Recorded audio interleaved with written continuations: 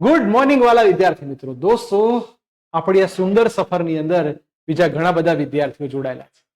આપણી સ્કૂલની અંદર એટલે કે અર સ્કૂલની અંદર જેનો ત્રીજો નંબર આવેલો છે અને ફિઝિક્સ જેવા વિષયમાં 47 માર્ક્સ, આ તગડો એમના જીવનમાં સંકળાયેલો છે. સ્કૂલમાં આવ્યો ત્રીજો નંબર અને 50 માંથી 50 લાવવામાં 3 માર્ક્સ રહી ગયા. તો આપણે બોલાઈએ તો સુતરિયા ક્રિશિવ કઈ રીતે મહેનત કરવી જોઈએ, છેલ્લા ટાઈમનો શું રોલ છે, વિઝન અને રિવિઝનમાં શું ફરક છે. પ્લીઝ ક્રિશિવ. આપણી જોડે એક સરસ મજાનો વિદ્યાર્થી છે જેનો સ્કૂલમાં ત્રીજો રેન્ક છે. તો ક્રિશિવ બેટા, શું કરવું જોઈએ, કઈ તૈયારી કરવી જોઈએ, શું ધ્યાન રાખવું જોઈએ અને રિવિઝન શું કામ કરશે? રિવિઝન ખાસ કરવું જોઈએ.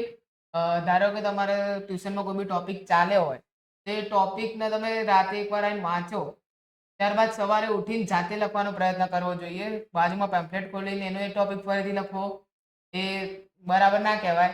એ તમે રફમાં લખીને જાતે લખો, એમાંથી કેટલું ખોટું પડે એ તમે જુઓ, પછી તમને ખબર પડશે કે ટોપિક તમારા વિશે કેટલો ક્લિયર.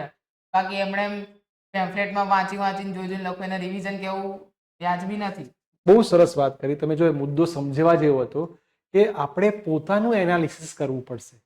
આપણે ખાલી થિયરીને એકવાર જોઈને લખીશું તો એનાથી ખાલી રિફિલ ખાલી થશે, ચોપડા ભરાશે, પણ તમને આવડ્યું કે નહીં એ ખબર કઈ રીતે પડે. તો બહુ સરસ મજાની વાત કરી કે તમે રાત્રે વાંચો છો, સવારે એને લખો, પેમ્ફલેટમાં જોશો નહીં, તમારી મિસ્ટેક્સ તમને દેખાશે અને મિસ્ટેક આપણે સુધારવાની છે. ઓકે, હજી કોઈ બીજી વસ્તુ? બીજી એક વસ્તુ ખાસ કે તમારો સિલેબસ કેટલો પતે એ મેટર નથી કરતું, પરંતુ તમે રિવિઝન કેટલું કરો ને તમને છેલ્લા ટાઈમ સુધી કેટલું યાદ રહે છે એ વધારે યાદ રાખવું જરૂરી છે. અને છેલ્લા ટાઈમે મનન સરે બહુ બધી વાર એક્ઝામ લીધી હતી, એટલે એક્ઝામમાં અમે એક્ઝામ પ્રેઝન્ટેશન, પ્રશ્ન કઈ રીતે લખવા, કઈ રીતે એના પોઈન્ટ્સ વાઇઝ લખવા, કોનો બોક્સ બનાવવું, એ બધી વસ્તુઓ ખાસ યાદ રાખવી જોઈએ. એટલે એક્ઝામનો બી ખાસ એક્ઝામ બને એટલી વધારે આપવી જોઈએ અને પોતાને પોલિશ કરવા જોઈએ. યસ, જો કેટલી બધી સુંદર વાત કરી કે છેલ્લા ટાઈમે જેટલી એક્ઝામો વધારે આપશો એટલું પરફેક્શન આવશે. પોતાની જાતને પોલિશ કરવા જોઈએ. બહુ સરસ વાત કરી કે સર પહેલી વાર એક્ઝામ આપી તો 2 માર્ક્સ કપાયા, 3 માર્ક્સ કપાયા, એમ કરતા કરતા એક સમય એવો આવશે કે જેમાં તમે પરફેક્શન તરફ પહોંચીશું.